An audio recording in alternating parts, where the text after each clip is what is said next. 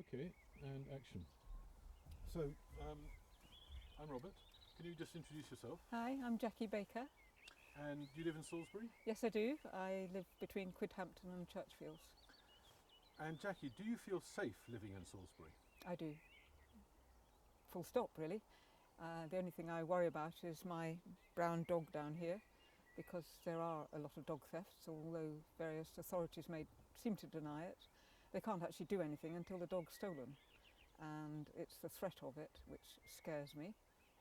But I think being more aware of it is a great help. And what precautions do you take? Generally by being aware and looking around when I go in and park somewhere, if there's vans or fairly, I suppose anybody can take a dog, but it's usually maybe more scruffy looking people.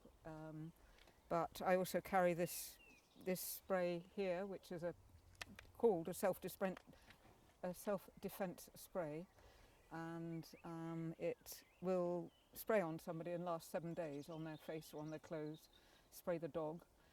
It's the only thing we can use. We're not allowed to use pepper sprays, because if I harm my perpetrator, then I can be done. So this is just one way, but I don't think you can ever really, if they really want your dog, they can take it.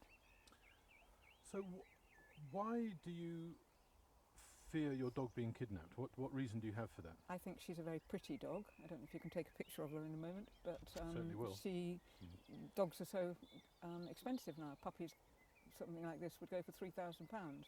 The fact that she's an older dog, they might be able to just get £1,000 for her, but that's really quite a nice figure. So I'll tell you what I've been doing the same thing to Salisbury residents for a couple of weeks now, asking the same question and getting a lot of different answers, because all I say is, do you feel safe? And people, of course, there's a lot of different ways of being unsafe, but people reply the thing that's top of their mind. And I know we had a little conversation before which may have planted that in your mind, but thinking more, because there's other things, there's traffic safety, there's violent attack, there's people not wearing masks, there's any other ways you could feel unsafe. So thinking more broadly now,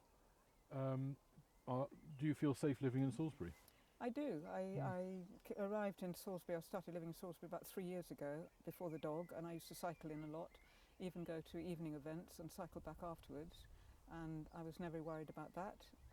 There's a choice of, you have a choice, don't you? I mean, I feel I am responsible for my COVID reactions, so there's no problem there. Somebody coming up behind you. So where were you living before Salisbury? I was living in a village called Gussage St Michael. It's Cranbourne way. So, but this is the big gritty urban reality of the mean streets of Salisbury then, by comparison. Well, that's right. I was widowed fairly suddenly, and so I thought that being in a small village, no shop or facilities, if I ever lost my driving licence, that would have worried me and have to either get taxis or ask friends or whatever. So I came somewhere that, it's more on the doorstep. And are you glad you did? In some ways, but we can talk about that another time. Yeah, you miss out. No, it's understandable. How long were you living in the village before that? 5 years. Yeah. No, it's a different sort of life. So in some ways, you mentioned the concerns that you had about staying in the village. Did you move to Salisbury to feel safer in a way? No. So safety wasn't part of it. It's more. No, absolutely. Just losing the driving licence, losing my independence, and not being able to have any facility really to cope. No buses, nothing came through. So it would have been a very different life. Lovely village, lots of friends. That's the hardest thing to leave, isn't it? Yes. Yeah. But it's still within reach, so I can still go back and see them. So have you found, maybe this is another way of asking the same question, but have you found Salisbury a friendly place, easy place to meet? Well, I suppose the last year makes it a bit hard to answer that, doesn't it? That, yes, and I think that when you've got a big town, I do quite a bit of volunteer work. I've joined in various things, but the British person, English person, is quite cliquey, so you have to be around quite a long time to get into cliques.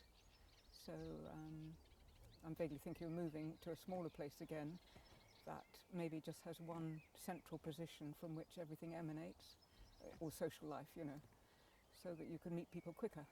So what kind of volunteering have you been doing? I was with the Riding for the Disabled. I'm helping in the Oxfam bookshop, and I've also got a first shift tomorrow for the City Hall vaccination centre. So keep busy.